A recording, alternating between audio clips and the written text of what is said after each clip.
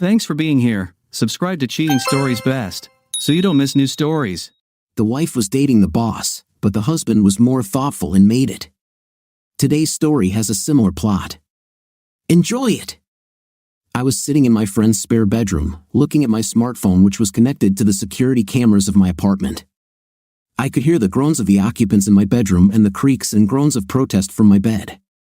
It turned out that my bride was sandwiched between the best man and the groomsmen, who, 12 hours earlier, were having fun with me at my bachelor party. On Friday, they took me to the Gold Coast in Queensland. Saturday was a day at the races, followed by a big night at the casino. Sunday morning was spent lazily relaxing by the pool at the resort. Tom, my best man, and Carl, my groomsman, said goodbye to us. They couldn't get time off from work on Monday, so they had to leave early to return to Sydney. Later in the afternoon, we were getting ready to head out again when we were visited by hotel security. One of the cleaners had found a bag of pills, called security, and they came and confiscated them. This, plus several noise complaints from the previous night, meant they asked us to leave. Even one of my friends, who is a lawyer, could not convince them otherwise. We tried to rent rooms in other places, but it was impossible to accommodate 10 guys on a weekend day at the Cup in such short notice. So we headed to the airport with our tails between our legs and boarded the red-eye flight back to Sydney, arriving shortly before 11 p.m. We went our separate ways, but my 2 remaining groomsmen did not allow me to return to my apartment. "Come on, Adam, it's still your weekend. You're not back at work until Wednesday, so come over to my place and we'll have some more drinks." I was a little tired of all this drinking. Pills weren't my thing. The other guys swallowed pills, but I preferred to control myself. However, I knew the boys had put a lot of effort into this weekend, so I agreed and we jumped in a taxi to head to Tony's house. My fiancée, Georgia, was having her hen night in Sydney. I tried to call her but was not surprised when the call went to voicemail. I didn't leave a message because I was sure she wouldn't be able to read it until the morning anyway. Georgia had moved in with me 2 months ago when her lease was up. I had recently bought a 2-bedroom penthouse in the city, so it was impractical for her to sign a lease for another 6 months. Her parents weren't happy about it, but we were getting married in 3 months. They were strict Catholics, but they liked me, and I think being the youngest executive at my bank to get $1 million bonus helped. Back at Tony's house, the guys must have gotten upstairs and downstairs mixed up because half an hour later, they were both snoring in their lounge chairs. I went to one of the bedrooms and got ready to sleep. My phone beeped, signaling a text message. I was expecting something from Georgia, but I was surprised to see the number of the man who lived below my apartment. "Give yourself some rest. Some of us go to work tomorrow." I read the message and then read it again. It didn't make any sense. No one was home, so he must have sent it to the wrong number. I replied to let him know that the message had not found its intended recipient. My phone buzzed again with another message. "Yes, exactly. Just take this off and go to bed or shut her mouth. You must be very talented to write a reply while your fiancé is squealing so loudly." Now I was at a loss. He clearly thought he had the right number. What had happened? Luckily, I had a way to find out without moving an inch. My penthouse was renovated by the previous owner just 3 years ago. She was the daughter of a Singaporean billionaire who was attending graduate school at the University of Sydney. He was an overly caring father and insisted on installing cameras in the living room and bedrooms with remote access. When I signed the contract to purchase the property, the agent walked me through the system and set it up on my smartphone. I had only used it a couple of times. There wasn't much to see in the empty rooms.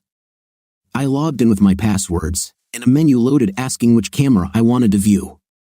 I chose the living room, and the first thing I noticed were empty beer bottles, wine glasses, a hookah, and a bag of assorted pills on the coffee table. I turned the camera around and couldn't find a single person, but there were pieces of clothing scattered in the living room. The noise was coming from other parts of the apartment, so with a heavy heart, I switched the camera to the bedroom to investigate. Moonlight streamed through the open curtains, illuminating the tangle of bodies on my bed. I heard a man's voice. I think I know this voice. It was the voice of my best man, Tom. He said that he missed her very much and now they were finally together again. "I missed you too, Tom," answered a woman's voice. To my horror, I clearly recognized the voice of my fiancée, Georgia. Things only got worse from there. My best man was having a night with my fiancée, and from what he said, it wasn't the first time. Then I heard another familiar voice. It belonged to my friend Carl. Oh God, they were having a threesome, and I could clearly hear what they were talking about. They were discussing me. I continued to listen and watch this disgustingly intimate act. What the hell? My best man and my groomsmen were having an intim with my fiancée. I sank onto the bed, unable to believe it, but it was right in front of me. My ex-fiancée was a cheater, and my supposed friends were traitors. I wanted to crash, burn, and then bury these idiots, but as I learned from my business dealings, I needed leverage and a plan. If I was going to hurt them as much as they hurt me, I had to take my time and do it right. I went back to the security system menu and checked that it was recording. There were 24 hours of recordings stored on the hard drive, which were deleted if not downloaded. The lighting wasn't very good, with clouds blocking the full moon, so the video wasn't clear. It's good that Tom and Carl were such loud talkers. They discussed in detail how they had a night with her before, including places and positions, and Georgia responded, providing me with a lot of hard evidence of their misbehavior. I watched as Georgia stood up and went to the bathroom. The guys went to the kitchen, drank some drinks, and returned to the bedroom. Returning to the room, they stretched out on the bed and continued talking. Then I received even more good information. Georgia returned to the room and lay down on the bed next to them. I want to have an intimate with you when you're in your wedding dress, Tom said. I won't receive it until the day before, so you'll have to wait until your honeymoon, answered Georgia, who always thought ahead. In no case. We're talking about the wedding day, Carl picked up. And how are you going to do this, naughty boys? Georgia said, laughing. I was with Adam when he paid for the reception at the hotel. The ballroom where the reception will be held has a band room on one side. The guys will take turns distracting Adam while the others entertain you, explained Tom, that smug freak. All four of you? Would you like it to be different? Carl grinned. I think not. You know I won't take birth control. Adam wants to have children right away. You guys will play Russian roulette, and then we will see who our child will be like, Georgia said. How could I be so blind? Calm down, Carl. We have the whole night and almost all of tomorrow. I won't pick up Adam until 5 in the evening, Georgia said. Come on, don't fool us. Get down to business, girl. You know you want this, Carl said. She did not resist, and soon the only sounds were her groans and the make-a sounds of the guys. Then Georgia screamed. I had never seen her so animated. It is not surprising that the neighbor guy from the floor below was furious at these sounds and screams. I left the security system. I had seen enough. The hard drive located in a hidden cabinet behind my wardrobe continued to record everything that happened. I lay down and tried to work on my revenge. Inspiration wasn't coming, so I got up and went into the living room. Tony and Jeff were still snoring, Tony lying with his legs spread out. It took a lot of willpower not to wake them. I grabbed a beer from the refrigerator and was leafing through an old newspaper on the kitchen bench when I noticed the headline and inspiration struck, Police Warn Against Alcohol Consumption. It turned out that there were several cases of rape of drunk girls. The police feared that there was a group of men who attacked drunken young women, followed them home, then broke into the house and committed gang rape. They urged women to be more careful and keep an eye out for their friends. They also asked for any information that could help them find the criminals. While I was wondering how to use this to my advantage, my phone buzzed again. It was my downstairs neighbor who said he had filed a noise complaint with the police. Great. I returned to the bedroom and immediately called the police. You've called the New South Wales Police. How can we help? Oh my God, you must get to my apartment. I think my fiancée is being raped. I was as hysterical as possible. Calm down, sir. Can you tell me some details? How can I calm down? You must send someone there immediately. Why do you think this is happening, sir? The operator remained surprisingly calm. My neighbor complained about the noise, but I'm not there. I'm here. How can I make noise with my fiancée when I'm here? Please send someone. "How do you know that your neighbor complained?" the operator asked dispassionately. This was more difficult than I thought. He sent me a message complaining and then sent me another message saying he had filed a noise complaint. "Please send someone, I beg you." What address was indicated in the noise complaint?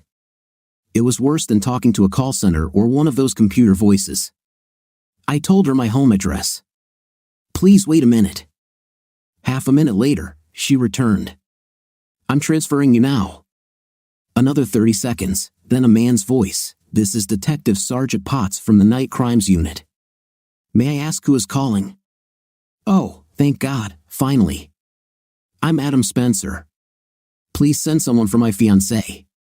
Something terrible is happening. I pretended to start crying. "We have a unit in the area. We just have to be sure of something. Don't get me wrong, but the noise complaint mentions that the noise was intimately in nature. Is there a chance that it's someone else other than your fiancée, or that she might have someone else up there?" Whining didn't work. It was time to see if losing my temper would. "We're getting married in 3 weeks. What do you think? If she suffers in any way because of these delays, I will sue you and the department. I will be on every television show, write to every newspaper, and use your name." "Calm down, sir. We'll check it out. What is your fiancée's name, and what was she supposed to do tonight?" I had prepared for this question. "Georgia. She was going with friends for a hen party in King's Cross. The newspaper said that the rapists seemed to be targeting the area." "Okay.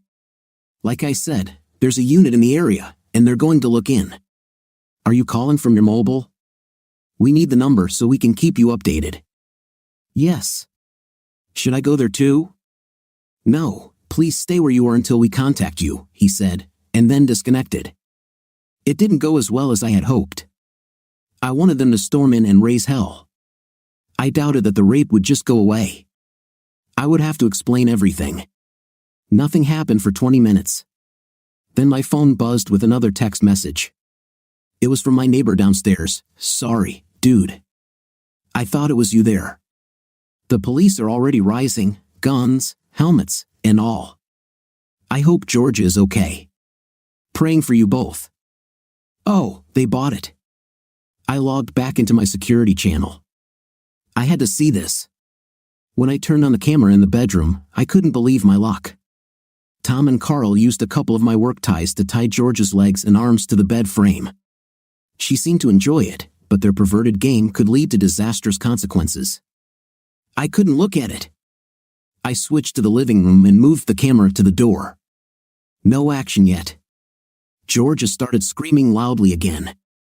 Hopefully, this would strengthen the police's resolve. After 3 minutes, I thought my neighbor must be tricking me. Then the door slowly opened. 2 officers wearing bulletproof vests and pistols drawn entered the house, searched the living area, then gave a signal, and 4 more officers came through the door. The night was noisy, and they could clearly hear the action taking place in the next room, so they started moving towards the bedroom. I returned to the bedroom camera to find Tom and Carl still having an intimate with Georgia. They were completely unaware, and then all hell broke loose. The police burst through the door, guns raised and flashlights on, and then loud screams, "Armed police! Get down on the floor fast! Get down!" Tom and Carl didn't know what was happening. Carl turned to meet the police's onslaught and resist. A policeman kicked him in the chest, causing him to stagger. Tom must not have had time to orient himself to what was happening because, despite all this chaos, he continued with Georgia until another police officer grabbed him by the hair and pulled him to the floor next to an exhausted Carl.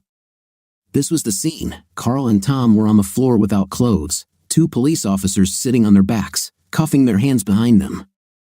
Georgia was tied to the bed, surrounded by strangers with guns. One of the policemen covered her with a blanket and began to untie her while they lifted Carl and Tom to their feet and began to lead them up the door. The boys finally found their voice. "What the hell is this?" Tom shouted. "This will be the last girl you see for a while, you perverts. You'll be the ones getting raped wherever you go," the policeman growled, pushing Tom towards the door frame. "It wasn't rape." "She loved it," Carl added, but he probably regretted saying it because another policeman hit him in the stomach with the butt of his gun, causing him to fall forward on his face. They led the guys out of the room. A policewoman came in and took charge of Georgia. She was freed and wrapped in a blanket. After sitting her down on a chair by the window, she began to speak quietly, calming the confused Georgia. "It's okay now, Georgia. You're safe. The senior sergeant will call your fiancé and ask him to meet us at the hospital." "In the hospital?" Georgia asked. "Yes, we will check you. Do you want your mom to be there too? There is a great team at the hospital to help you through this difficult time. They have extensive experience working with rape victims." Georgia looked like a rabbit caught in the headlights of an 18-wheeler. "Rape? Rape?" she stuttered. "It's okay, honey. They can't hurt you now. Just take your time. The paramedics will be here soon. It will be very interesting. Will she scream rape? Will she try to lie? The pressure on her would be enormous. Would she say that everything was consensual and reveal herself as a cheater? Everyone in the room knew she was engaged and getting married. I switched the camera to see how Tom and Carl were doing. They were already sitting in their shorts, a plainclothes policeman asking them various questions, but they said nothing. "Come on, guys, let's deal with this. We found a large number of different pills here. Perhaps these are narcotics, and there are a lot of them. I think you have exceeded the threshold for personal use and have moved into the dealer category. This gets you at least 3 years in prison, and that's without considering the rape charges. All we're saying is that it was not rape. After that, we exercise our right to silence and wait for our legal representative," Tom said in his most formal voice. "Help us now, tell us everything we need, and we can all sleep," said the policeman. The boys sat with stone faces and were silent. "Okay, have it your way," the policeman turned to the other officer. "Get them in the van, take them to the station, and let them make one phone call." Armed officers picked up the boys and led them out the door. Another officer walked to the bedroom door and commanded the female officer to leave. They huddled close to each other and spoke quietly, so I couldn't make out what they were saying. After they stopped talking, she went back to Georgia, and the other officer took out his phone and called. My phone started ringing. "Hello," I tried to make my voice sound as anxious as possible. "Mr. Spencer, this is Staff Sergeant Potts. What's happened? Have you found Georgia? Is she all right? What should I do?" My verbal barrage was interrupted by the sergeant. "Calm down, Mr. Spencer. We have found your fiancée. She will be taken to the hospital soon." "My God, is she all right?" "Yes, this is just a preventive examination. I will tell you more detailed information at the hospital. We should be at St. Vincent's Hospital in about 10 minutes. Call me when you arrive, and I'll find you and give you the details of our operation." Before I could add another frantic question, he hung up. I called a taxi and left Tony's house. It all worked out better than I could have hoped, but I wasn't sure how the police would handle the situation. Would they believe Georgia, or Tom and Carl? I had to be on my guard to keep this pot from boiling over. A constable met me at the hospital and led me through the emergency room to a room off to the side. Inside, a tall, thin man with a large hooked nose was talking on the phone. The constable told me to wait, stuck his head through the doorway, and informed the man that I was here. He ended the call, hung up, and walked to the doorway with his hand outstretched. "First Sergeant Potts," he said, shaking my hand. "Adam Spencer. Where's my fiancée? She's with the doctor now. You'll be able to see her soon. I would just like to talk to you before you see her." He pointed to a chair at the table, moved to another, and sat down. Clearing his throat, he continued, "Tonight, 5 armed officers entered your apartment and detained 2 men who had tied your fiancée to your bed.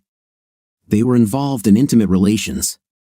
We took them to the police station, and they are currently being interrogated." "My bride, Georgia," I interrupted.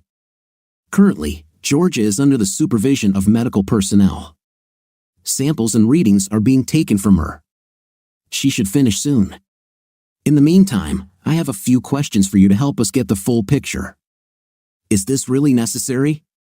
Of course, Georgia's well-being is most important now." "I want to see her," I muttered. "And you will, sir. But first, I need to clarify something." He ran his fingers through his thinning hair, then leaned forward and asked, "Where were you this evening? Why is it important?" I answered innocently. "If you were at home, Georgia probably wouldn't be here now." "It's clear. I was at a friend's house this weekend. I had a bachelor party. We got back late at night from Brisbane, and one of my buddies insisted that I stay with him and another buddy and continue to have fun." "Where was it?" "I think in Randwick or one of the nearby eastern suburbs." "At what time did your neighbor contact you about the noise?" "I'm not sure. I'll check my phone, it should show the time of the message." I took out my phone and looked through the messages. 11:45 p.m.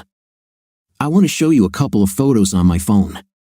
They depict the men we detained. Please tell me if you have seen them before. Is this standard procedure? It's just a guess. These two don't fit the profile of rapists, in my opinion. They look more like young office workers." He picked up the phone and started scrolling through the images.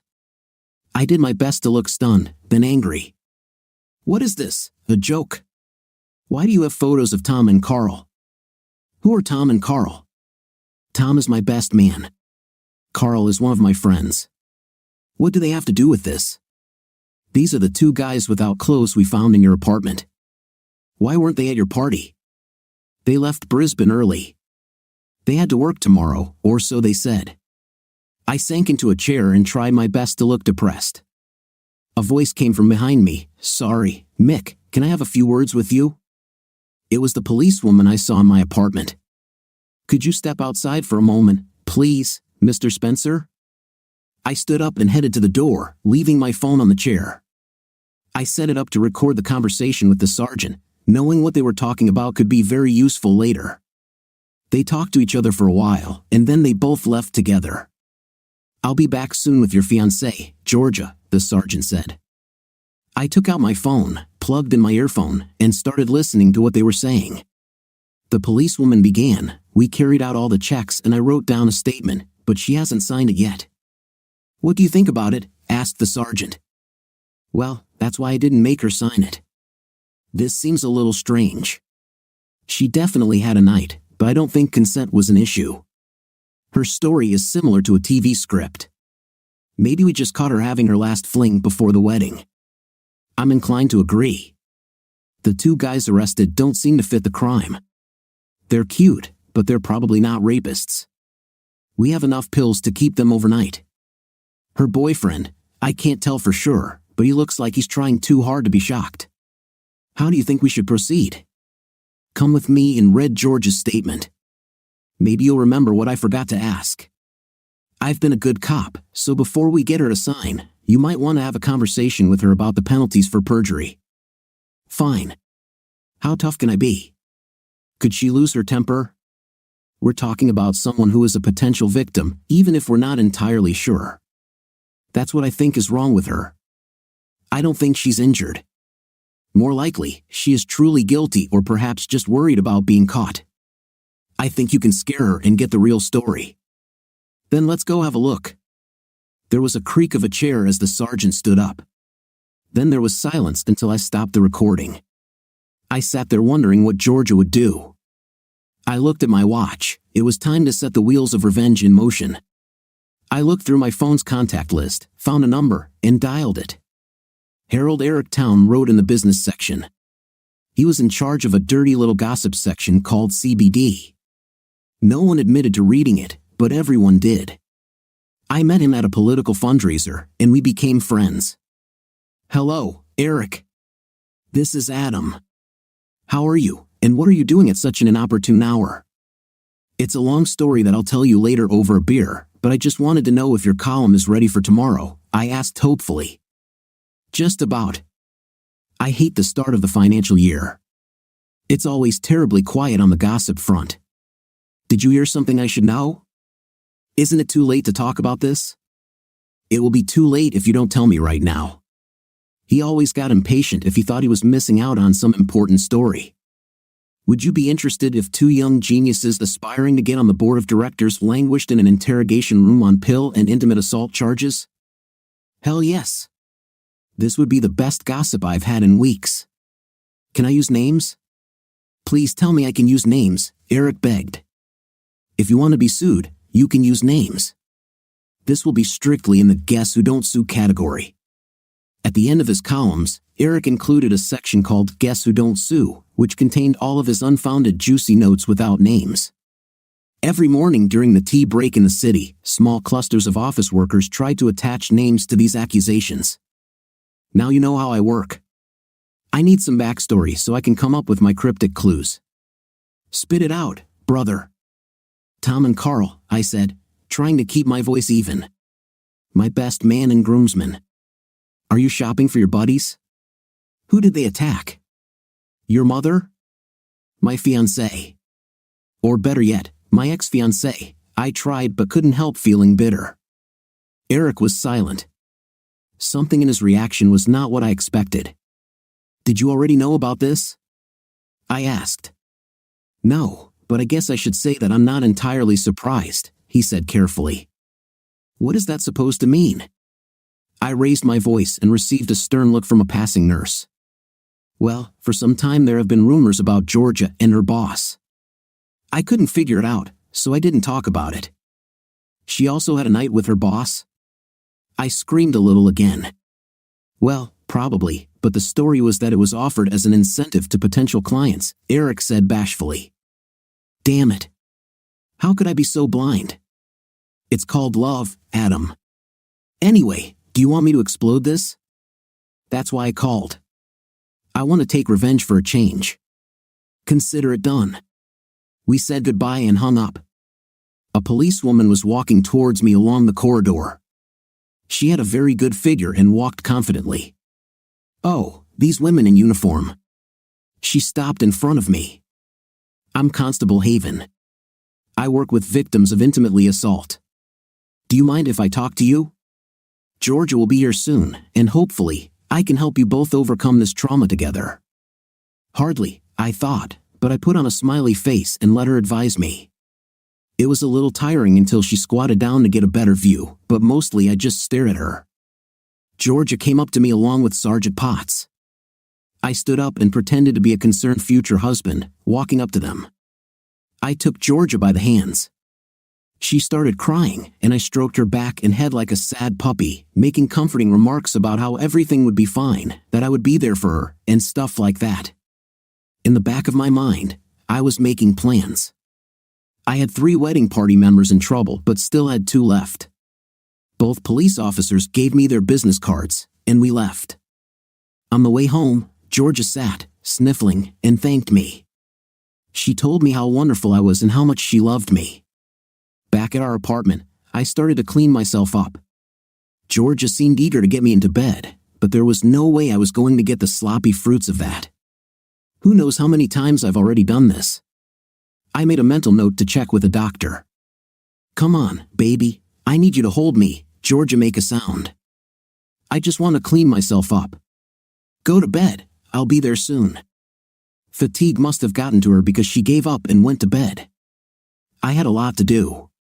First, I downloaded the video from my hard drive and watched it. It was perfect. From the moment they entered my apartment, it was obvious that no rape had occurred. Georgia couldn't wait to get without anything and get into some nicely action with the guys. One count of filing a false complaint, maybe, if the prosecutor was delighted with the perversion of justice. The guys were more interested in getting high, and their big and long tongues helped me again. They said they took the pills from Tony. I knew he always had pills, but I didn't know he was a dealer. This is another groomsman with pill charges. Later, they went even further. Georgia asked why they had so much, and they said that Tony had just made a big purchase. He needed some extra money, and they lent him some. They were hoping to double that in the next couple of weeks as Tony moved stock. Slap, slap, 3 charges of possession with intent to distribute.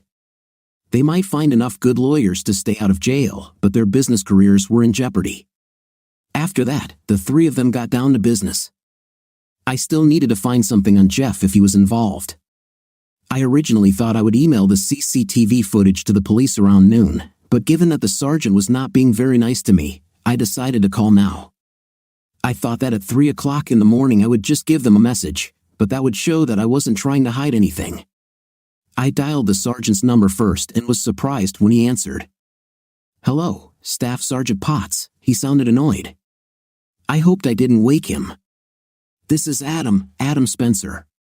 I met you at the hospital when I picked up my fiancée. Did I wake you?" "No, of course not. I have a night shift. I don't go to bed until 8 a.m. His mood did not improve. "Listen, I don't want to take up your time, but I paused as if trying to restrain myself. "In my apartment, there are 3 CCTV cameras connected to a hard drive." I snorted and cleared my throat. I had to try and sell this. "Oh yes, this interested him.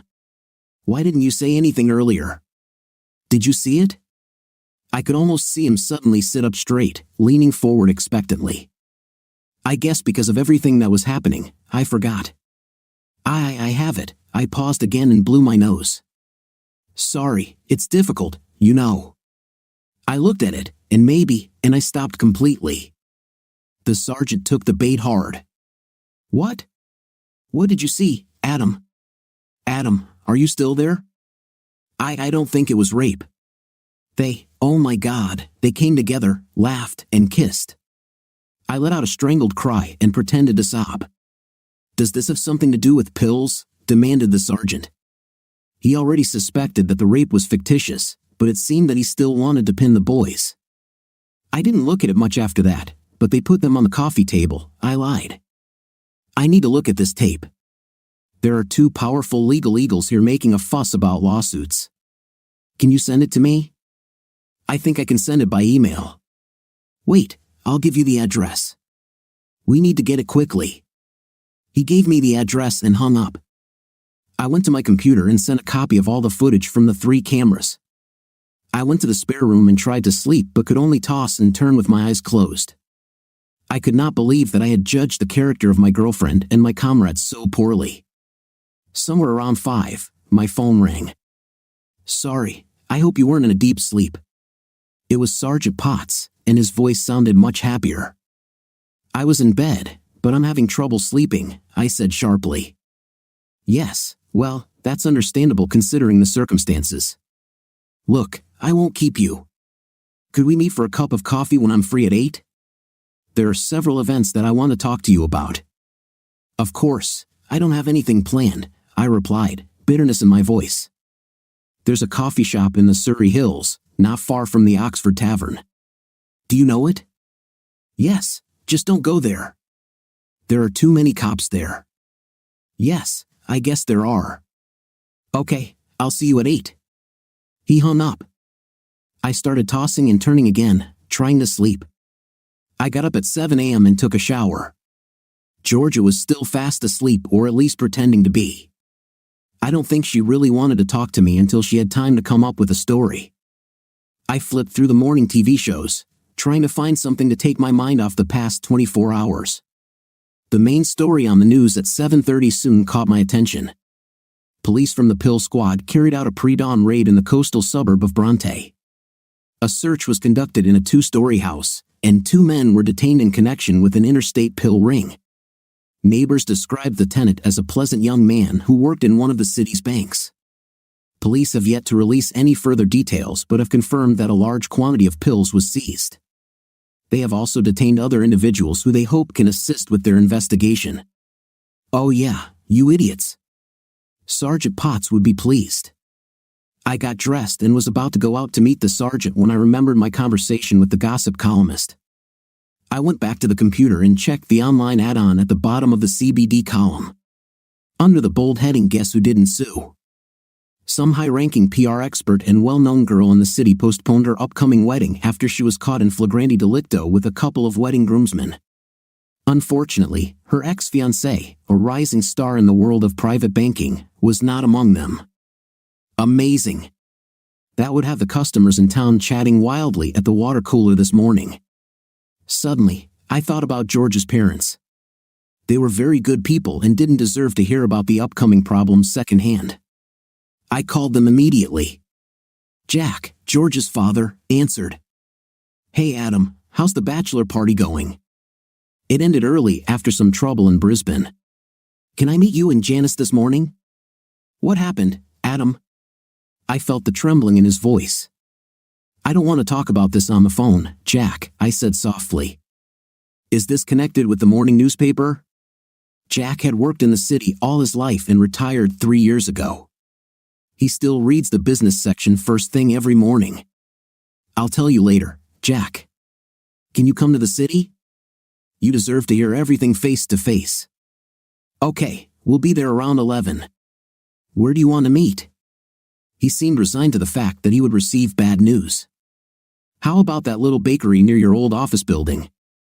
They still make the best cakes and treats around. Okay, I'll see you there. But Adam, please don't make any hasty decisions until you know everything, Jack begged. I already know too much, Jack. I'm sorry. This time, I felt tears welling up in my eyes for real. After saying goodbye, I walked out the door. It was a gorgeous sunny day in Sydney. Late autumn is always the best. The sun isn't as hot anymore, and the humidity is generally lower. I decided to walk to the meeting, which made me a little late, but I didn't care. Sergeant Potts was about to leave when I entered the cafe. I thought you bankers were punctual, he swore. I'm still on vacation, I grumbled, sinking into the chair opposite where he stood. He sat down opposite me, his frown replaced by a smile. Luckily for you, we got the result last night. The CCTV footage was very informative. We couldn't use it as evidence, but it gave us enough information to work through them. We split them up, and when we started asking about buying a shipment of pills, they both thought the other one was selling them. The waitress came over, and I ordered orange juice while the sergeant took warm milk. The police are not what they used to be. After taking a sip, he continued, we learned Tony's name from them. Then we raided that house and found even more pills. The pills department was delighted. Tony was silent for a while, but when we shared what we had learned from the other two, he gave in. He tries to make a deal by giving the name of his supplier. And what will happen to them now? The first two have been ordered to appear for a bail hearing tomorrow morning, and maybe Tony too if he can work it out with the prosecutor. Public hearing? I asked hopefully. Oh yes, he chuckled. Their lawyers are trying to hold an extraordinary hearing, but the prosecutor wants the media to know about it. So it seems, do you? He picked up the neatly folded Morning Herald from his lap, opening the CBD column. I don't understand what you're talking about, I tried to look innocent. It may very well be wondering if your CCTV system has remote access. He leaned back in his chair with a funny expression on his face. I would bet it also has a timestamp that lets you know what time it was checked. Maybe I should get a warrant and see for myself. Why chase the victim? Maybe by the time you get the warrant, the hard drive will be damaged. The sergeant's smile turned into laughter. As he pulled himself together, he sat forward and spoke in a low voice. Keep your shirt on, Adam. You just confirmed my suspicions. I'm not interested in you, but I want to know what you want to happen to Georgia. What do you have in mind? Well, there may be a charge of giving false testimony. It certainly won't stick. I'm sure she can get it dismissed as a first offense. Or maybe we'll just forget about it. I flipped through the morning TV shows, trying to find something to take my mind off the past 24 hours. The main story on the news at 7:30 soon caught my attention. Okay, you're a careful guy. Call me after 6 tonight if you want me to press charges, otherwise, I'll bury it. He stood up and walked away, leaving me to ponder my choice. I finished my juice and walked out into the bright sunlight. I continued to walk towards the city. The next part of my revenge was to show up to work disheveled and depressed. Humiliation wouldn't be fun for me, but I think it was one way to ensure that Tom and Carl's positions at the bank would soon become vacant.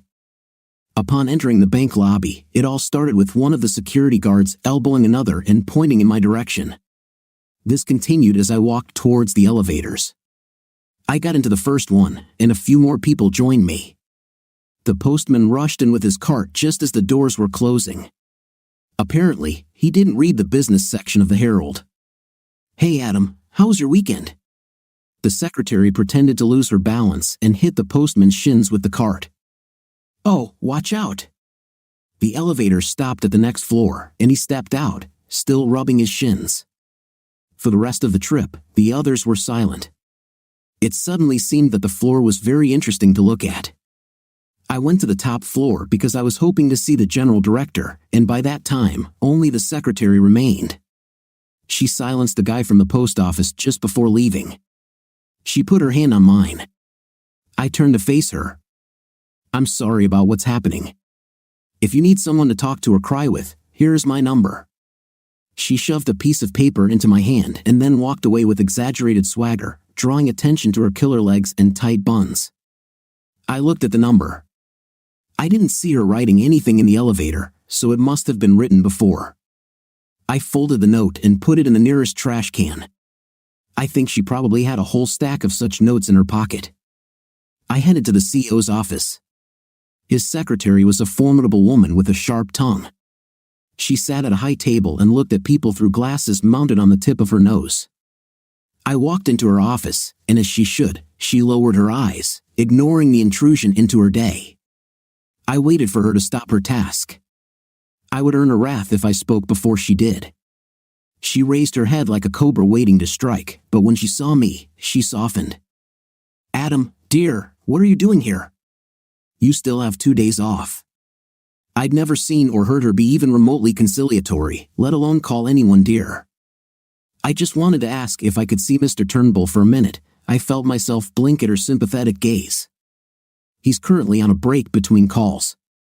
I'm just finding out if this can be done." She slid out of her chair and walked over to his door, knocked, then poked her head inside to ask. I had never seen her standing, and she was quite short, which explained the high chair and table. She returned with a smile and said, "Mr. Turnbull will call you now. Just sit down." She climbed back into her chair, and I sat down. She went back to work, then stopped and looked up again. She opened her mouth to say something, then stopped. I could almost see the wheels turning in her head as she considered what to do next. In the end, speech took over. I was abandoned at the altar. "At least you found out about it in time." As soon as she said it, I think she regretted it. Before I could think of a response, her head bowed again, and she went back to work. Well, if I convinced her, then everything with the CEO should be simple. Mr. Turnbull came to the door and invited me in. He was a tall man with short curly hair that was graying at the edges. He kept himself in shape and was often seen running in the park during lunch. He returned to the chair at his desk and motioned for me to sit opposite him. "Adam, I wasn't expecting to see you this morning. But under the circumstances, it might be better if we get the story from you today rather than later in the week." I sat in silence for a moment while Mr. Turnbull shifted uncomfortably in his chair. "That is, if you want to tell me anything." Mr. Turnbull looked very nervous, which was unlike him. There was no point in delaying. "I came here to ask you for leave until the end of the week since, at the moment, I am dealing with some personal issues. But since these personal issues concern other employees of the firm and the PR company hired by the firm, I believe you have a right to know." "Yes, otherwise I wouldn't have asked," Mr. Turnbull said defensively. I took a deep breath and cleared my throat for a moment, then began. "My clumsy work last night. I returned to Sydney from my bachelor party earlier than planned. I was at one of my friend's houses when I received a message from a neighbor about noise coming from my apartment. At first, I thought he had the wrong number, but when he continued to insist, I called the police, thinking that someone had broken into my apartment and that Georgia might be in trouble. The police arrived and entered the apartment where they seized pills and found my fiancée tied to the bed with Tom and Carl having a night with her. I stopped, took out my handkerchief, dabbed my eyes, and wiped my nose. Not that there were any tears, but it left the desired impression. "Oh God, God, God," muttered Mr. Turnbull, sitting forward at his desk, eagerly awaiting more. At first, they thought it was rape, but after a morning conversation with the police, this version was rejected. Tom, Carl, and my other friend Tony are currently being held on pill charges. Oh God, not very good for the company. Not good at all. What did Georgia say about this? I don't know. I haven't spoken to her since I spoke to the police this morning. Oh God, a terrible thing, a terrible thing. It's safe to say we won't let these two through our front doors again. You can stay as long as you like. Call me on Monday and we'll talk further." He leaned back in his chair, letting go of me, seemingly relieved. At that moment, the whole picture became clear to me. I walked to the door, glad that Tom and Carl would be out of work. I turned and asked the question. "What about the PR firm?" Immediately, he again looked like a cat on a hot tin roof. "Yes, well, in this regard, an internal investigation will have to be carried out since Tom and Carl were in charge of the tender process. I'll talk to Jeremy, their CEO, and we'll figure something out." His face was flushed, and he was sweating. He was hiding something. Given what Eric told me about George's role in her firm, I also remember Tom and Carl laughing about Mr. Turnbull being actively involved in the tender process. I put two and two together and came to the conclusion that he was the other guy who had an intim with my fiancée. I left. He could wait.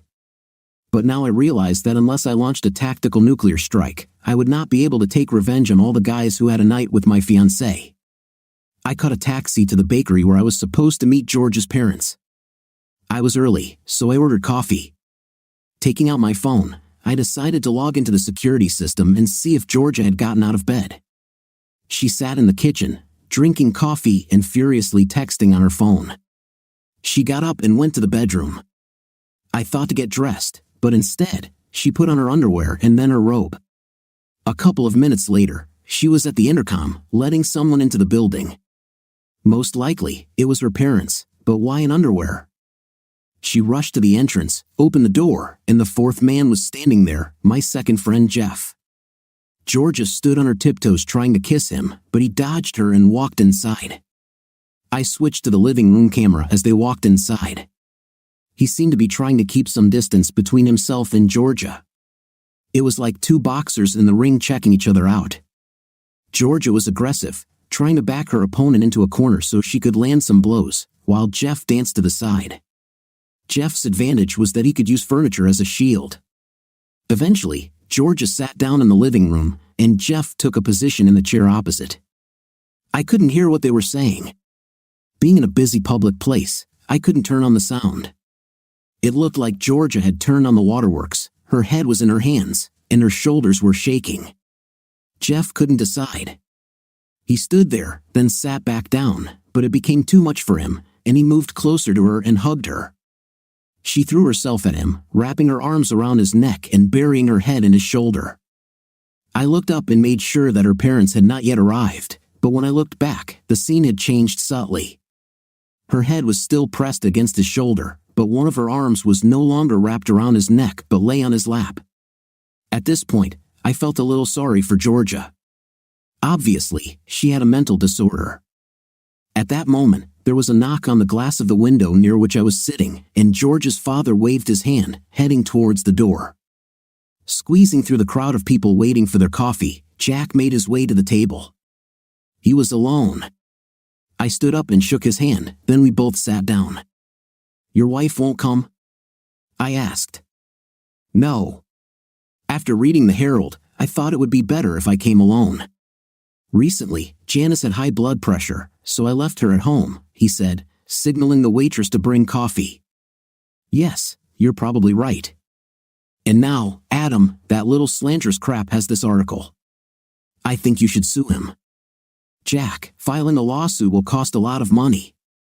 It will constantly appear in the newspapers and is unlikely to be successful since it is true." "What does truth mean?" The waitress came with coffee, and he waited until she left. "What do you mean it's true?"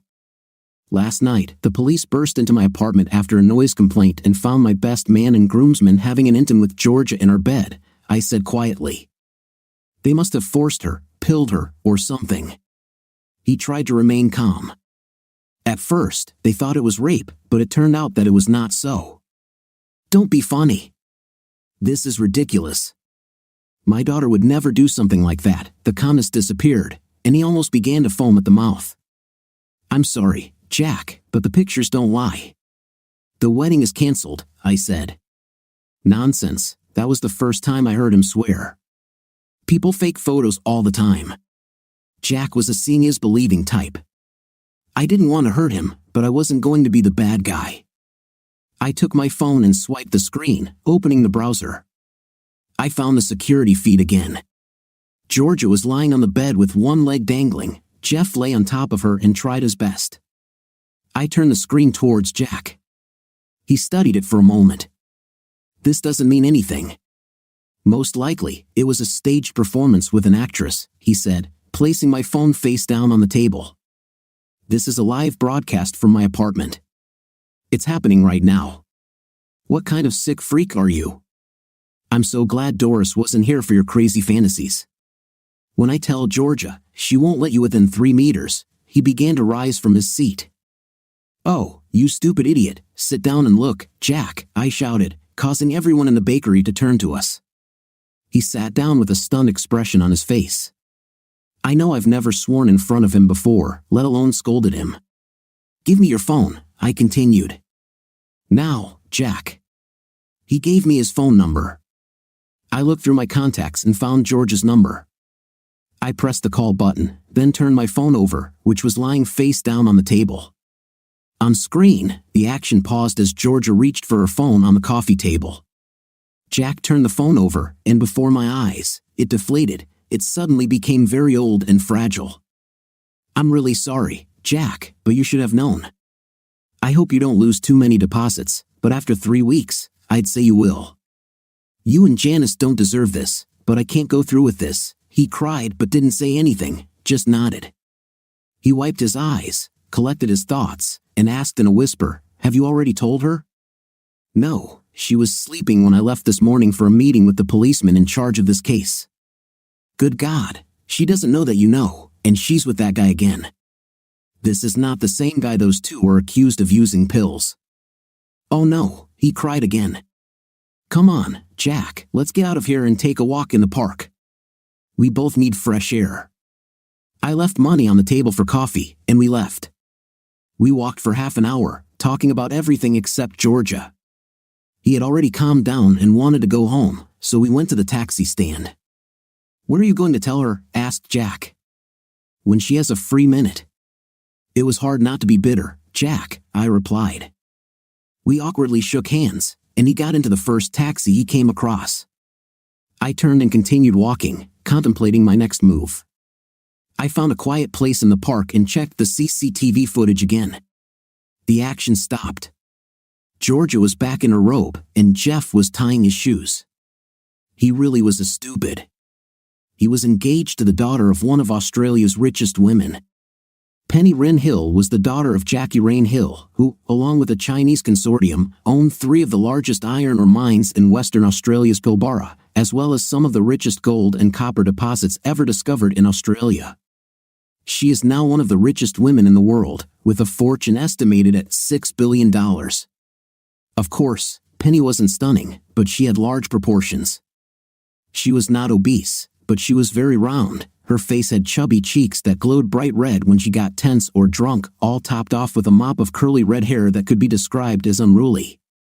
Besides all that, she was a great girl, a lot of fun to be around, and she was in love with Jeff. You can get married in 5 minutes with more money than you will earn in a lifetime. That was one of my father's favorite sayings. I might not be able to accuse Jeff of anything, but I was sure that I could ruin his upcoming wedding. If Penny looked at my security footage, Jeff also worked for her family company, so I guess this will end his job too. Thus, my revenge was quite assured, except for my boss, but I had a plan for this case too. I just needed to get George's cooperation, and I think I had a thing or two to make sure she would meet my needs. As I headed home, I was very interested to see how Georgia was going to handle our situation. When I got home, Georgia was gone. I didn't expect it, but it delayed the impending confrontation a little. It also gave me time to make a video for Penny. Jeff's conversation with Georgia when he arrived was also interesting. He was sent by Carl and Tom's lawyers to find out what she told the police. The charge of interfering with a witness came to mind, but that didn't make much sense. I'm sure Penny would come up with a much worse punishment. He continued to ask her about the pills and what she told the police. She said she only told them about the rape. Jeff told Georgia that the boys were not accused of rape but only of possession and trafficking of pills. At that moment, she sank to the floor in the living room, and he hurried to console her. She now knew that the rape charge was useless, and that was probably why she left the apartment. I was preparing dinner for myself around 5 in the evening when the apartment door opened. I heard the click of heels on the hardwood floor as Georgia and one of her bridesmaids, Shelley, walked into the living room. Apparently, the plan was to be safe. They saw me in the kitchen and headed towards me. As they got closer, Georgia opened her arms to hug me and said, "Adam, expensive, how are you doing?" We were so worried. She snorted, as if holding back tears. I didn't return the hug, keeping my hands close to me. I tried to keep my voice even. "I was busy talking to the police, my boss, and your father," I said. Georgia tensed. She was caught off guard, but she held on bravely. Shelley came to explain that at a bachelorette party last night, my drinks were spiked and I was kicked out of the nightclub. Tom and Carl were there and offered to take me home, and then they took advantage of me. She tried to hug me again, but I pulled away. "Is it true?" "So, what happened, Shelley?" I said with sarcasm. "Yeah, like Georgia said, it was just a little fun that got out of hand, and you spiked her coffee before she had a night with Jeff this morning." "Oh, that was amazing." Shelley's mouth hung open as she tried to process what I just said. Georgia took a step back as if I had hit her. She looked wildly between Shelley and me, trying to think of what to say. Shelley was the first to find her voice. "You're on your own now, girlfriend," she hissed, turned, and walked to the front door. Georgia tried to grab her to hold her there, but Shelley pushed her away and hit her with a parting volley. "I knew you were a party girl, but I didn't think you were such a..." The door slammed, and Georgia and I were left alone. She turned to me again. Now she was crying. Well, it would be better to say sobbing. She muttered how sorry she was and how I should have stayed with her this morning and this wouldn't have happened. Why does it always have to be someone else's fault? "Will you just shut up?" I shouted. "Do you really think that I care about your excuses and lies?" "But I was drunk and I was upset this morning, and that's only twice?" "I'll be good, please. You really are pathetic." I took a long sip to finish the beer I opened earlier. "Just twice." I tried to imitate Tom's deep voice. "God, how I miss you, and then, Georgia and I miss you too, Tom." And again, a shocked expression appeared on Georgia's face. "But how?" Clearly, her tongue had been overworked the night before. "Remember when you moved in, I told you about the security system and cameras?" "Yes, but you said you don't use them." "I don't use it, but they still work 24/7. I thought the police might want a copy to prove you were raped, but unfortunately, it only proved that you are a lying slut." Tears were already for real and a continuous stream running down my face. She was squatting, leaning against the wall. She looked very pitiful, small, sad, and pathetic. Then I decided that I would ask the sergeant to forget about the charge of perjury, but I would not tell her about it until I figured out why she did it, if she even knew.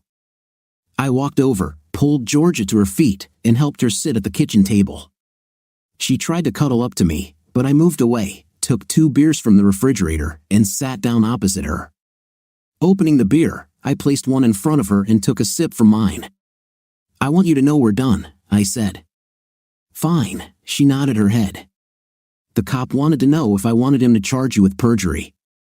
I have to inform him about this before 6 o'clock in the evening, so you have half an hour to answer my questions truthfully, and I will tell him to forget about you." "Please, Adam, don't need me," I interrupted her. "Answer my questions or wait for the police," I continued. She nodded her head, took the beer I had brought for her, and took a long sip. "A friend in town told me that you slept with your boss. Is this true?" Georgia nodded her head again, wiping her tears with the back of her hand. "And how long?" "About 9 months, she answered, sobbing loudly. "You were only there for 10. "What the heck?" "I was recruited into a new strike group. We were supposed to become the leading link in promoting the corporate market," Georgia sobbed. "My boss, Jeremy, called me into his office a month later. He was unhappy," she sobbed again. "We applied for 3 corporate clients and lost each of them." Georgia stopped and drank more. Her sniffling was driving me crazy, so I reached over to the cupboard and grabbed a box of tissues, and she blew her nose loudly and continued. "Jim said he didn't think I was making enough of a contribution to the team. I told him that I work harder than others. He walked around his desk and stood in front of me. He said that I was hired because of my considerable strengths and that it was time to show them off. He then started unbuttoning my blouse. Exactly, this is unequivocal intimate harassment. Why did you put up with this? That would be normal for you? You are a miracle child, the youngest guy to ever receive $1 million bonus. I was on my 3rd job in 2 years. I wanted to make a statement. The tears were forgotten as her anger burst forth. Having an intim with your boss? This is one way to earn a reputation, but not a very good one. I did this, and it was I who was able to get 3 large accounts for them. I couldn't believe she was bragging about being a corporate. And now they'll leave you to your own devices, and you'll have to start doing stunts for real. I don't think so.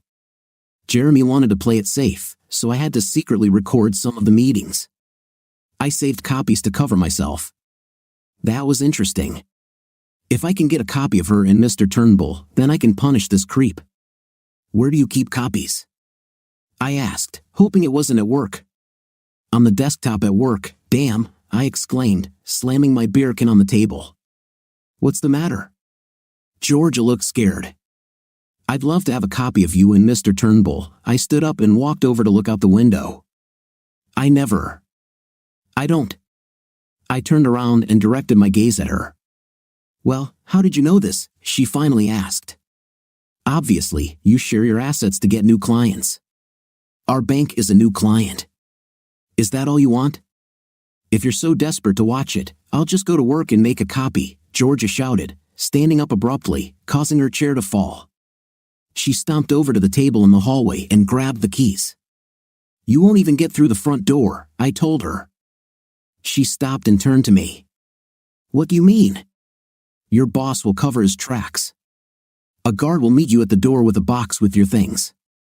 They will never let you near the computer. Georgia bit her lip, something she always did when in doubt. Throwing the keys on the table, she turned to me and disappeared into the office. I walked to the door and looked inside, finding Georgia sitting in my chair, loading the computer. I can access my computer remotely, she said triumphantly. I continued to watch as she dialed the access code, then repeated it, and then dialed it again. Her shoulders sagged as she realized I was right, she was blocked. Damn it, they blocked me. She sank back into her chair, apparently defeated, and then sat back down with renewed enthusiasm. There's a back door to Jeremy's computer that I used to put video files on. Yes, I am inside. I moved behind the chair. Copy everything, I said. You need leverage to negotiate severance, and most importantly, I needed to somehow ruin your boss's life. I walked out, leaving her, and about 20 minutes later, Georgia came out of the office grinning and waving a portable hard drive. Everything is juicy. Did you receive a copy of his incoming and outgoing emails? I asked, hopefully. Yes, but I thought you wanted intimate materials, she said in a sultry voice, continuing to approach me. I raised my hand. Stop. In the last 24 hours, I've seen enough of you in action to last me the rest of my life. I just want to be safe in case the bank comes after me too. But I thought maybe we could, you and I, like, me try again, sell everything, move abroad, start over from scratch. Unfortunately, there is nothing sacred about you, Georgia. When I saw you with Tom and Carl, I thought, well, maybe you were drunk, but today with Jeff, you need help. But I'm not going to hang around here to see the results. She was crying again. I walked over to her and took the portable hard drive, then walked past her into the office. Georgia ran into the bedroom, and I heard the door slam. The hard drive turned out better than I had hoped.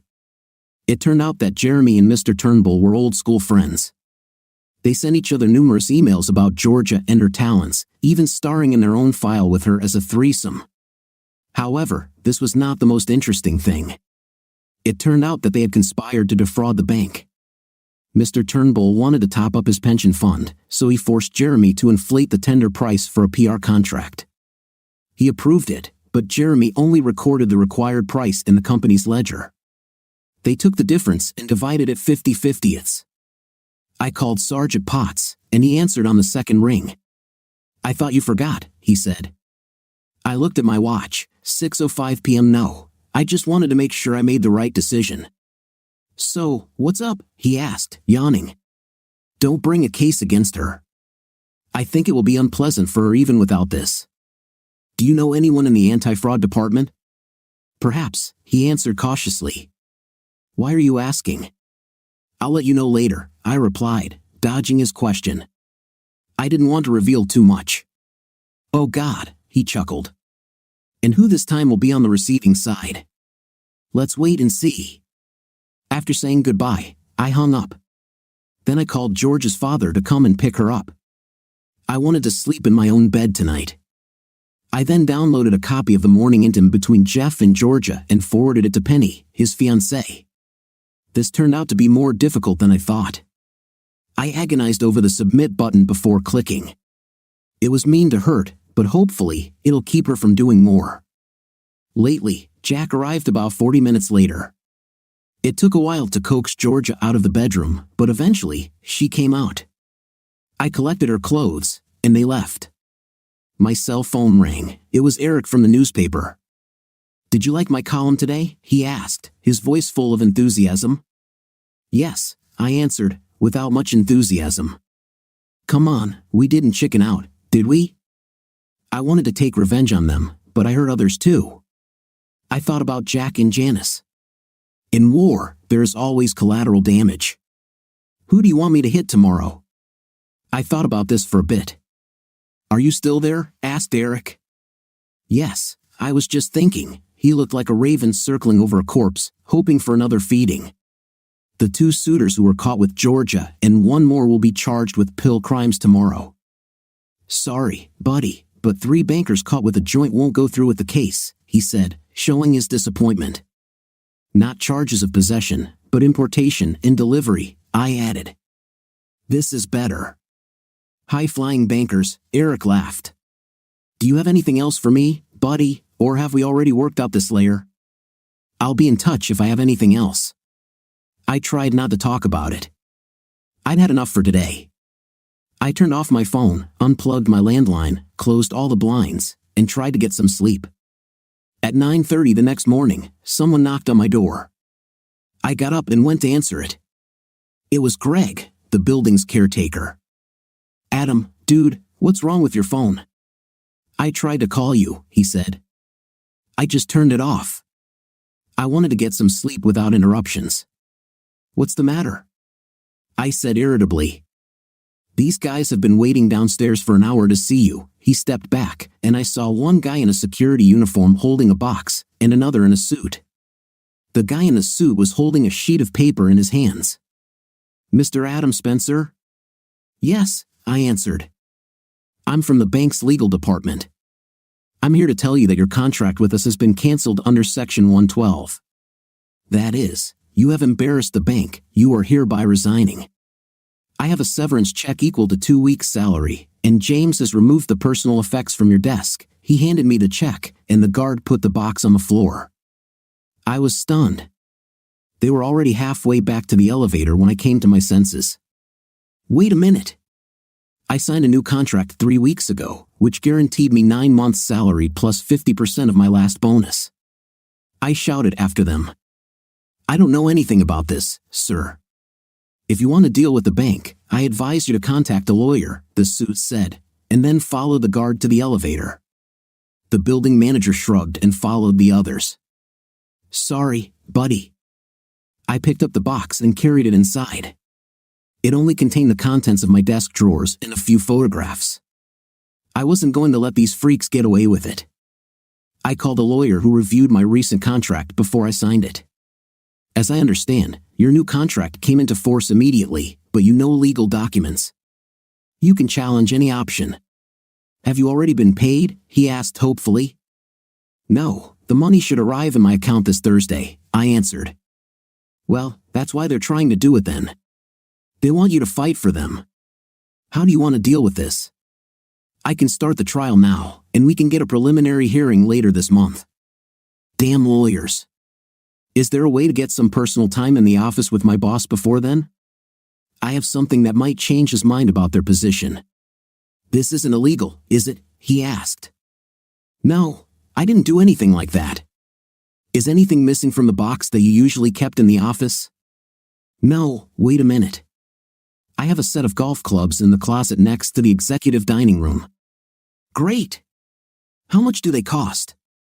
About $20,000, I said casually. Nonsense. Are they gold-plated? Not platinum, but with gold accents. Nice set of Honda clubs. Well, half a set. A complete set costs about. The lawyer whistled. I'm starting to draw up an order to allow access to them. Can you finish by 1 o'clock today? I wanted to strike back right away. I don't know, it doesn't give me much time, and I have other things to do. Meet me at the entrance with the order, and I will give you the golf clubs, I interrupted. Hell yes, see you there. I ate breakfast and headed to the office to prepare for the afternoon confrontation. Mr. Turnbull was always in the executive dining room between 12:30 and 1:30 p.m., so a commotion outside was sure to attract his attention. I couldn't resist checking out the Herald's website first to see what Eric had written. He inserted his witticism about high-flying bankers, and there was also an article about the cancellation of the engagement of the heirs of $1 billion. I didn't mention Penny and Jeff. I wonder where he got that from. 1 o'clock came quickly, and I waited on the platform in front of the bank building. The lawyer was 5 minutes late, and approaching me, he took a document out of his pocket, waving it like a trophy. I had to wait until the magistrates finished their morning sessions to sign it, but here it is. What does it allow me to do? I asked as we headed to the front door. I was hoping for public access, but the guy played hardball, and that only allows you to go in and pick up your golf clubs straight inside and immediately go out. I hope that's all I need. We were already at the front door inside when the security guard, who had returned the contents of my office earlier that day, moved to stop me. Sorry, sir. I was asked not to let you into the building. He stood in front of me and motioned for 2 other guards to help him. I held the legal document in front of his face.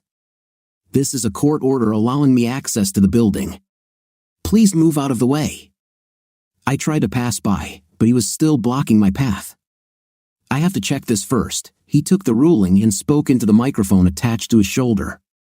A couple of minutes later, the elevator doors opened, and the same fellow who talked to me this morning stepped out. He took the court order from the guard, put on his reading glasses, and quickly flipped through it.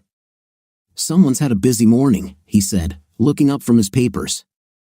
This only allows you to go to the storeroom and back without any detours. He gave me the order back and then turned to the guard. Escort him to the executive's closet, then come back here and throw his 5th place out onto the street. After that, he simply turned around and walked back to the elevator. I moved towards the elevators on the left, holding the guard over my shoulder. I grabbed my clubs in the storage room, and then when I returned to the hallway, it was time to make a scene. Some idiot stole my hockey stick. I dropped my clubs and headed down the hallway toward the executive cafeteria. You can't go there, sir, the guard said, grabbing my hand but missed. I rushed towards the dining room, but the guard was faster than I thought. He grabbed me just as I approached the doorway. I tried to free myself, but he was stronger than I thought. Hearing the noise, Mr. Turnbull appeared at the door. What the hell is that noise? He shouted, and then realized who it was. What the hell is he doing here? Sorry, sir, he had a bench warrant, the guard said, lifting me off the floor by my collar. I stopped resisting as my victim was right in front of me. Mr. Turnbull, I'm glad to see you too, I said with sarcasm in my voice. I thought you might want to reconsider my severance package. Never, he pointed at the guard. Get this nonsense out of here, now. I took the flash drive out of my pocket and threw it to him. Better look at this when you have the opportunity, but not when your wife is nearby. Mr. Turnbull's eyes narrowed. What are you talking about? Call Jeremy, and he'll tell you, I spat. How to get him out of here. The mention of Jeremy's name did not frighten him. Apparently, he decided that this issue had been resolved. Putting the flash drive in his pocket, he returned to the dining room. The guard started dragging me down the corridor. You have 24 hours. I think you have my mobile number, I shouted towards the closing door. On the way back, I grabbed the clubs. The guard did not let go of my hand until I was back on the landing in front of the house. my lawyer was waiting and took the clubs from me. I was happy enough if I got the deal I signed up for 3 weeks ago. I could buy another set. I got a little worried when I didn't hear anything before I went to bed at 11:30. My phone signaled that a message had arrived. Meet at the Centennial Park coffee shop at 6:45 a.m. Gotcha. The next morning, I arrived at the park at 6:30, hoping to be there first. Apparently, Mr. Turnbull had the same idea. As I walked on one side, and he walked on the other, we came together awkwardly, keeping about 3 meters away from each other. "What file do you want?" he asked angrily. "Only what is due to me under the new contract," I supported his anger. This contract was not valid until Thursday. "This is a controversial fact, and I do not have time to carry this conversation through our court system," he growled, his face turning red. "I never thought that you were a blackmailer." "I never took you for a man who has an intim with his employee's fiancée," I answered. We stood scowling at each other until Mr. Turnbull backed down. "Okay, but I need the notes and all the copies you have." "Easily. You will receive the records when I have a signed document from the bank confirming my legal rights." "You will receive it today." He turned to leave. "And one more thing, I want the little legal eagle you sent yesterday to bring the documents. It will be fun." "Anything else?" he asked with sarcasm. "No, that's all I want," I smiled. He walked away a little, and then came back closer this time. "You know that you will never work in this city, no, let this country, be never again, you little idiot," he hissed. "It was a pleasure doing business with you," I said with a laugh as he left. I still had the emails between Turnbull and Jeremy and will be passing them on to the fraud department as soon as the money hits my bank account. The next couple of days passed relatively calmly for me. The next morning, the legal eagle from the bank was on my doorstep with some forms for me to sign. He left me a copy and said the money would be paid on Thursday. I gave him an envelope with a flash drive and a small portable hard drive, and he walked away with his tail between his legs. Jack and Doris arrived on Thursday morning and took the rest of George's belongings. They had some problems with Georgia. She got drunk and went to her boss's house to confront him in front of his wife. They called the police, who warned her to go home and then picked her up for drunk driving. She drove at high speed and lost her license on the spot.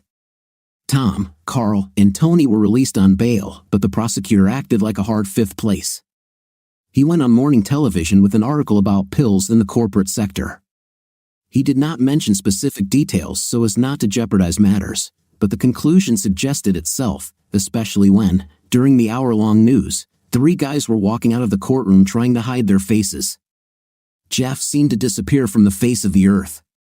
I talked to Eric, and he said there were rumors that he was sent to some South American hole by Penny's mom. The company was exploring for minerals there, and the natives were not happy about it. It was rumored that white men could not live there for more than 6 months without being kidnapped or killed. Thursday afternoon at 4:55 p.m., my bank account was $720,000 higher, and at 4:59 p.m., I was on the phone with Sergeant Potts. The next morning, 2 detectives from the fraud department and a guy from the investment and securities department came to see me. I showed them the emails. They claimed it looked like a conspiracy to commit fraud. Then came the important question: how did you receive these letters? I had to admit that they were not obtained legally. The detectives were a little angry, feeling like they had wasted their time. We know all these big guys are running scams, but they are surrounded by big legal fences. We can't drag them here and force them to tell their story, said one detective. The guy from the securities department wasn't so concerned. Calm down, guys. We consider these letters as pointers where to look. It will take some time, but there will be a paper trail. It's better for us to forget that we even saw this correspondence. I don't want to jeopardize any charges, he said. They left, and I was left alone with myself. Mr. Turnbull seems to have started a rumor about me. I contacted competing banks with a job offer, but the HR staff did not return my calls. I was walking down the street near my building, wondering what to do when a black car pulled up next to me on the side of the road. The window rolled down to reveal Penny Rehill in the back seat. You look as lost as I feel, she said seriously, and then a wide smile bloomed on her face. I refueled the company plane, and it's waiting on the runway. Do you want to rest a little, or should I sit and feel sorry for myself or go on vacation? I thought, rubbing my chin. Give me 5 minutes, and I'll pack my suitcase to hell. Just sit down.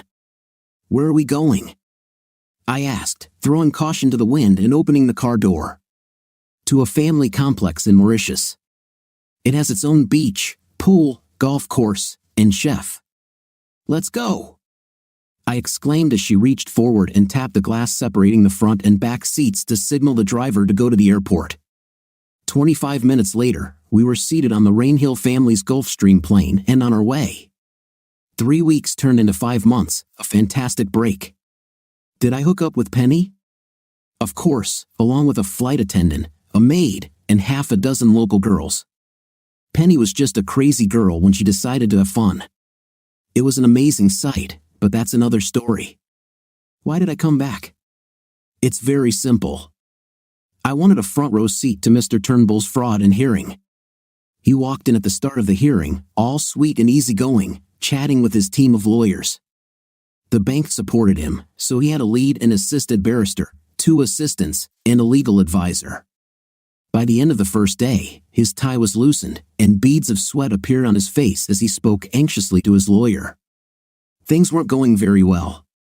The prosecution was very thorough and presented a long and complex paper trail that linked Mr. Turnbull to Jeremy in the PR deal. The defining moment came at the end of the day when it was revealed that Jeremy had surrendered the day before. He admitted he was wrong and was going to plead guilty to a slightly lesser charge in exchange for testifying against his accomplices. The bank, sensing the inevitable, withdrew its support. On the second day, Mr. Turnbull arrived at court subdued, accompanied only by his legal advisor. One of the bank's departments made a statement in court that the bank was no longer providing legal assistance to Turnbull and intended to initiate civil proceedings against him to try to recover some of the funds. After the difficult events in the courtroom ended, the prosecution quickly closed the case. When it was the defense's turn, she demonstrated her desperation by producing a hard drive containing photographs of Mr. Turnbull, Jeremy, and Georgia. They claimed that Jeremy blackmailed him into the plot after Georgia secretly taped him. The press rushed to the doors, taking out their smartphones ready to call their editors with juicy gossip. This brought Georgia into a fight, and she was summoned to court. Jeremy also had to return to the dock. This entire sordid saga played out in front of the media, and for a week, it was the main topic of newspapers and television broadcasts. Mr. Turnbull's defense was in full swing until the prosecutor called Tom and Carl into the dock. They explained that Mr. Turnbull's enthusiasm for his old school friends predates the night tape. The defense tried to discredit them because they were serving 4-year prison sentences for pill dealing, but what they said must have resonated with the judge.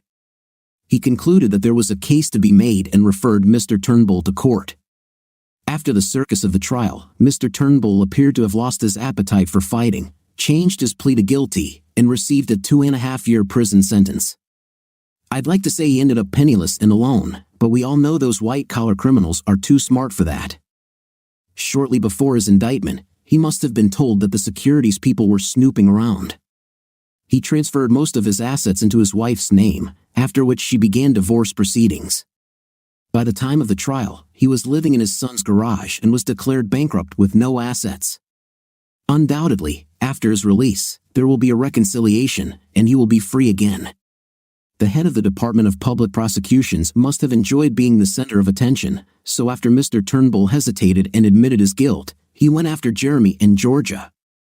Jeremy only took the deal on the conspiracy to defraud charge, but the Department of Public Prosecutions added using a surveillance device to record private activities without consent, filming indecent acts, and using a communications network to facilitate the commission of a crime, extortion threats, and intimate harassment in the workplace.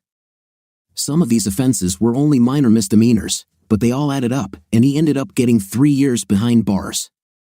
Georgia was given a suspended sentence for recording without consent and filming indecent acts.